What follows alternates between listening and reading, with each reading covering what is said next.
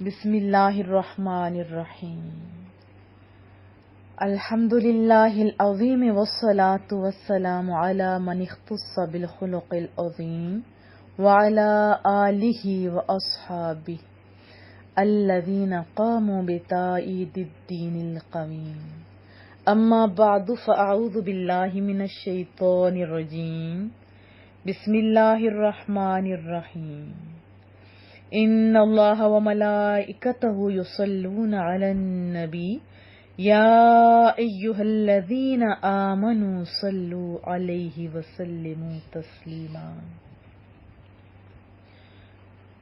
حضور پر نور شافع یوم النشور کی بارگاہ میں ادب و احترام سے درود و سلام کا نذرانہ چلیے مل کے پیش کرتے ہیں۔ اللہم صلی وسلم وبارک علی سیدنا و مولانا محمد طب القلوب و دوائیہا و عافیہ الابدان و شفائیہا و نور الابصار والبصائر و ضیائیہا و علی آلہ و صحبہ اجمعین۔ اللہ تعالیٰ کی حمد و ثنا اور رسول اللہ صلی اللہ علیہ وسلم کے دربار گہرا بار میں ہدیہ درود و سلام عرض کرنے کے بعد آپ سب کی خدمت میں السلام علیکم ورحمۃ اللہ وبرکاتہ۔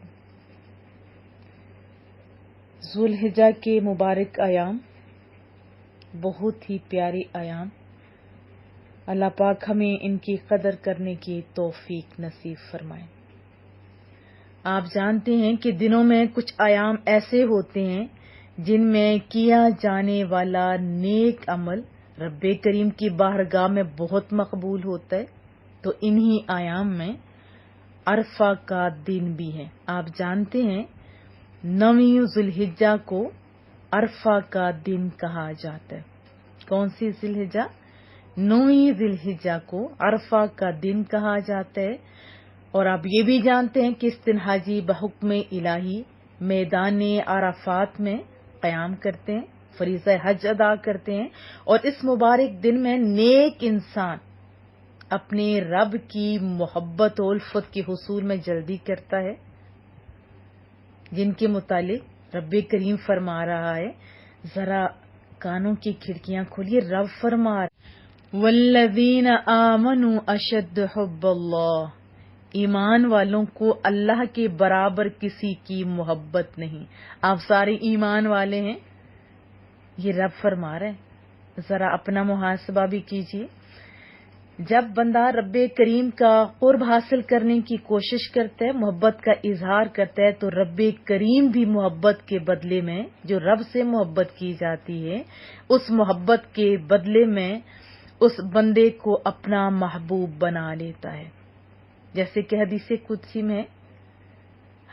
قدسی میں رب کریم کا ارشاد ہے، جو شخص بالشت بھر میرے قریب آتا ہے، بالشت بھر، دیکھیں صرف ایک بالشت میرے قریب آتا ہے تو میری رحمت اس کے ایک ہاتھ قریب آتی ہے یا قریب ہوتی ہے۔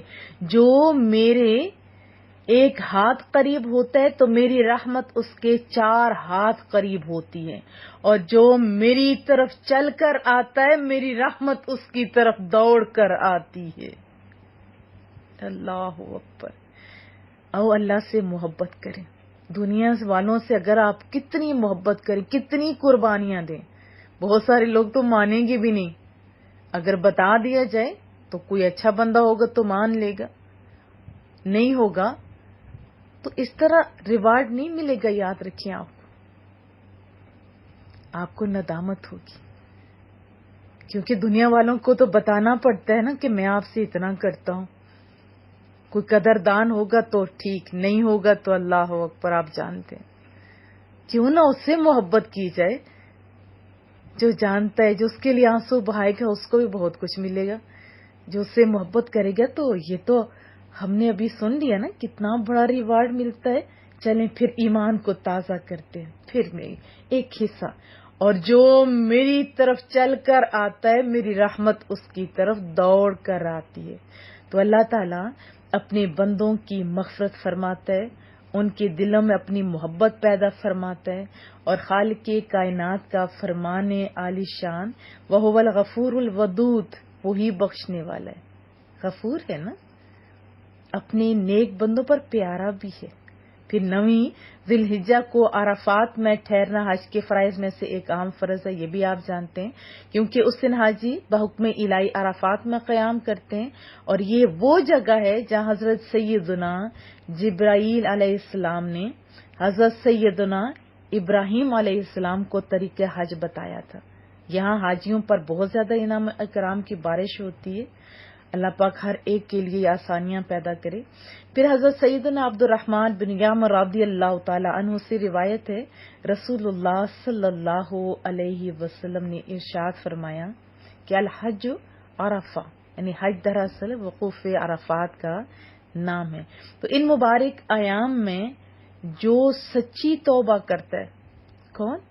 کوئی بھی بندہ جو سچی توبہ کرتا ہے، ایسے اوپر سے نہیں، جو واقعی نادم ہوتا ہے، جسے اپنے گناہوں پہ شرمندگی ہوتی ہے، جو رب کا قرب چاہتا ہوتا ہے، جو سچی توبہ کرتا ہے، تو رب کریم سچی توبہ کرنے والوں کے گناہوں کو معاف فرما دیتا ہے، اگرچہ وہ گناہ کتنے ہی زیادہ ہوں۔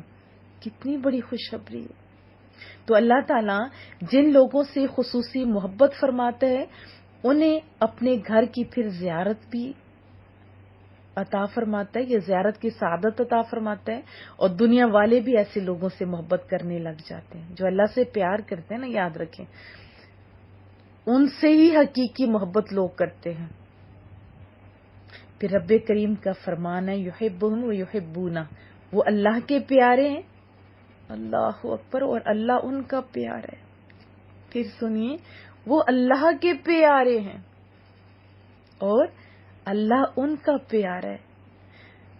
تو میری بہنوں، میرے بچوں، رب کریم نے عرفہ کے دن ہی دین اسلام کو مکمل فرما دیا تھا۔ عرفہ نے، معزز سامعین سامعات، آپ جانتے ہیں کہ ذی الحجہ کی 9 تاریخ کو اللہ کے گھر کا حج کرنے والے لاکھوں ایسے لوگ عرفات کے میدان میں اس دن اور اس جگہ کی فضیلت کی وجہ سے جمع ہو کر وقوف کرتے ہیں، جنہیں رب نے اپنے پاک گھر کی زیارت کے لیے چن لیا۔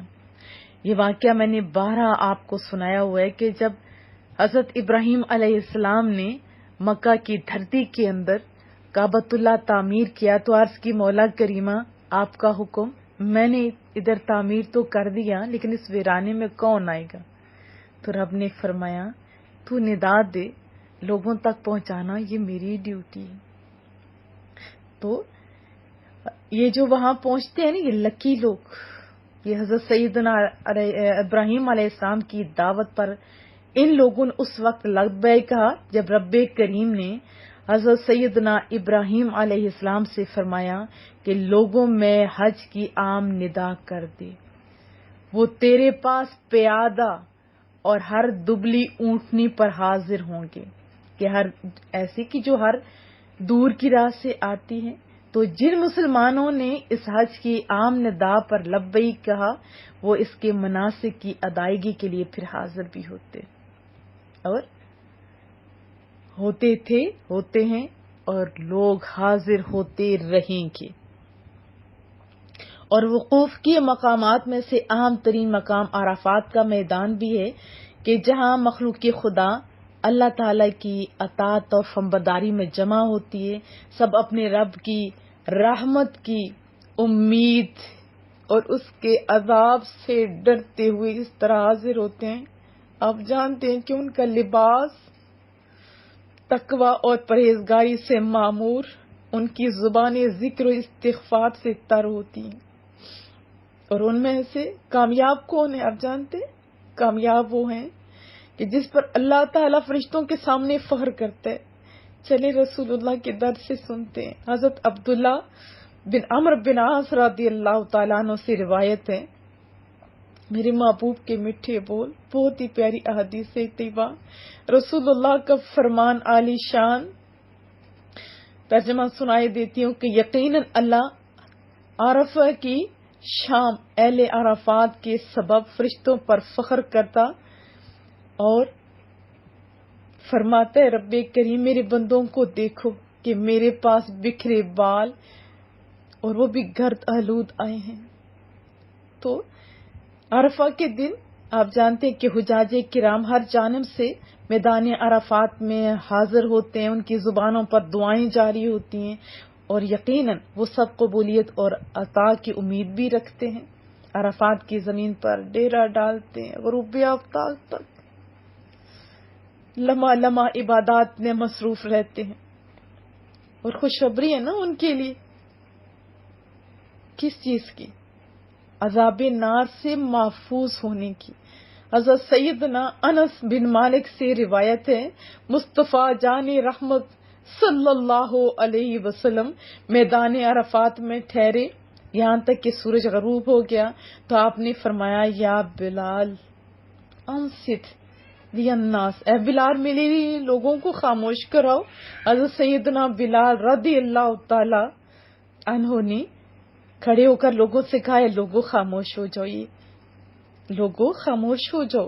جب لوگ خاموش ہو گئے نا تو رسول اللہ نے فرمایا، رسول اللہ کے فرمان ان خوش نصیبوں نے سنا، وہ جو اس ٹائم حاضر تھے اور وہ اپنے من کو ٹھنڈ پہنچاتے ہیں. ذرا امیجن تو کیجیے، رسول اللہ فرما رہے ہیں لوگوں میرے پاس ابھی تھوڑی دیر پہلے جبرائیل امین حاضر ہوئے ہیں، مجھے میرے رب کا سلام پیش کیا ہے اور عرض کیا یقیناً اللہ تعالیٰ نے عرفات اور مزدلفہ والوں کی مغفرت فرما دی اور ان سے حقوق العباد بھی معاف فرما دیے. اللہ اکبر. پھر حضرت سیدنا عمر بن خطاب رضی اللہ تعالیٰ عنہ کھڑے ہوتے ہیں، عرض کہ یا رسول اللہ کیا یہ ہمارے لیے خاص ہے؟ قربان جو مصطفیٰ کریم کے دوستوں پہ، ہمارے لیے کتنی آسانیاں. وہ جو سوال ہم نے کرنے تھے وہ ان کی جوابات ہمیں جو ہے دلوا دیے رسول اللہ صلی اللہ علیہ وسلم سے. تو مصطفیٰ جان رحمت صلی اللہ علیہ وسلم نے فرمایا ھذا لکم اور وَلِمَنْ أَتَى مِنْ بَعْدِكُمْ إِلَى يَوْمِ الْقِيَامَةِ، یہ تمہارے لیے بھی اور تمہارے بعد قیامت تک آنے والوں کے لیے بھی ہے. یہ خوشخبری جو ان کو سنائے گی وہ ہمارے لیے بھی ہے، وہ ہمارے لیے بھی ہے.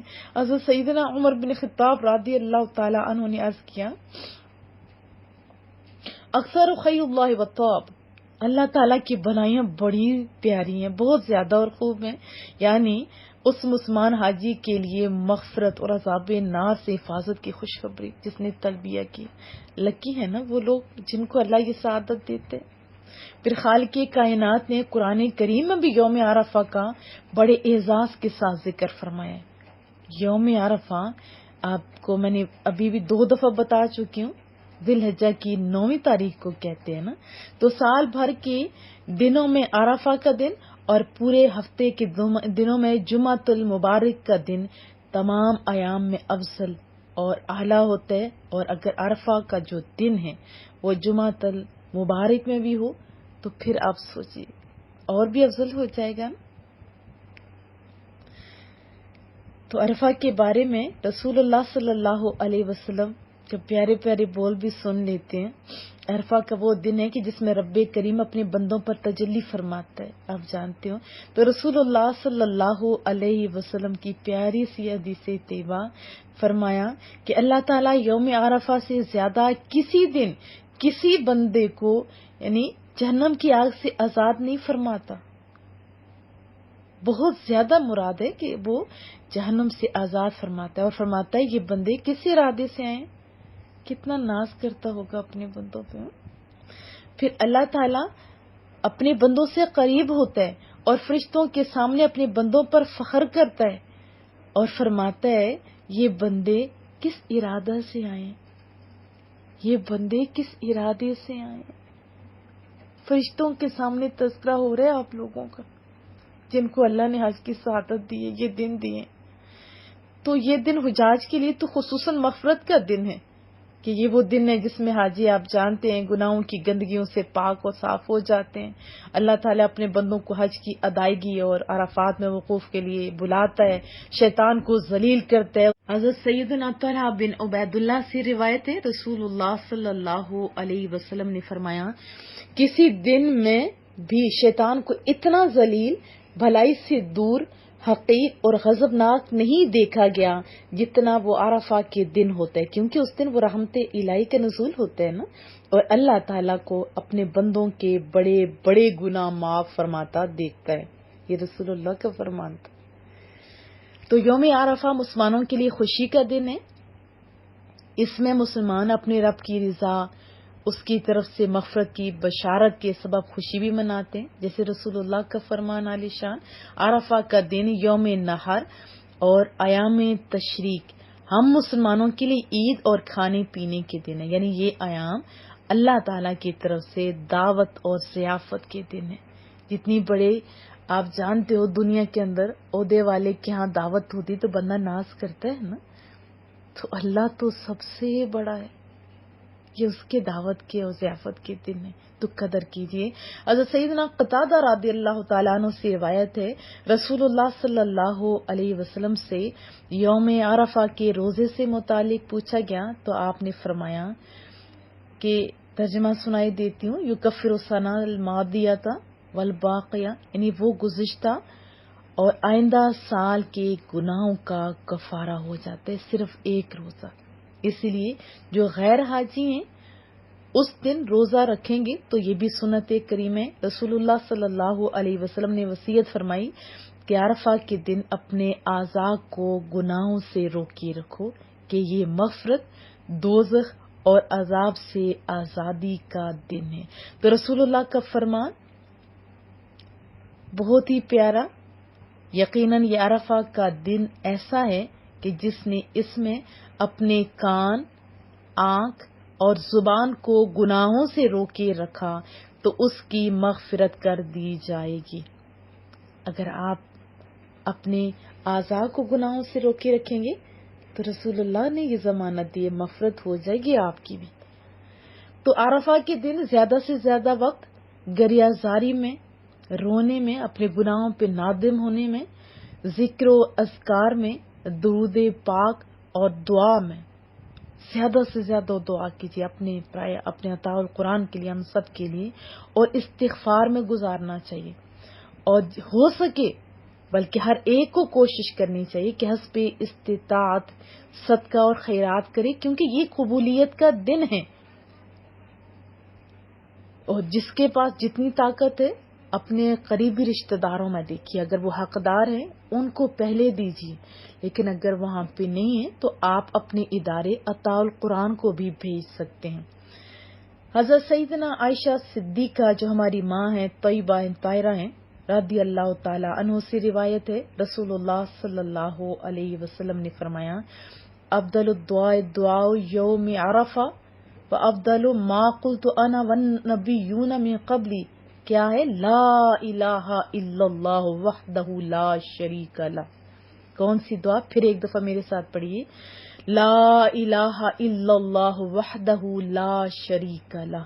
سب سے افضل دعا عرفہ کے دن کی دعا ہے، اور افضل کلمات جو میں نے اور مجھ سے پہلے نبیوں نے کہے وہ لا الہ الا اللہ وحدہ لا شریک لہ ہیں.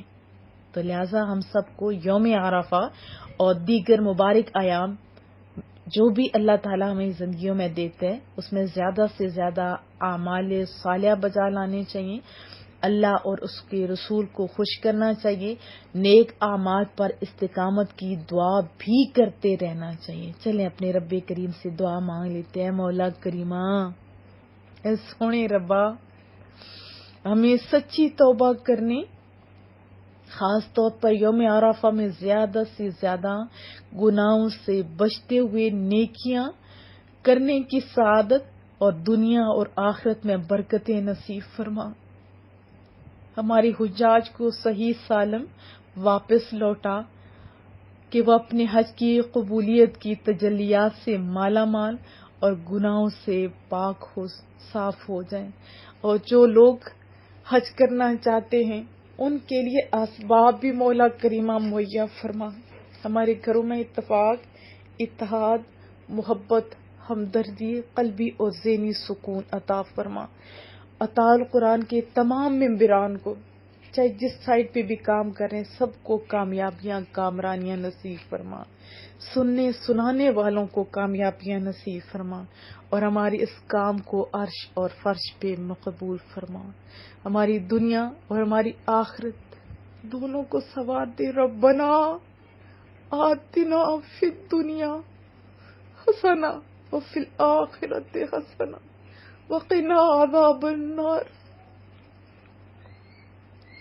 وصلی اللہ تعالی علی محمد. سبحانک اللہم وبحمدک، نشہد ان لا الہ الا انت، نستغفرک ونتوب الیک. السلام علیکم ورحمۃ اللہ وبرکاتہ.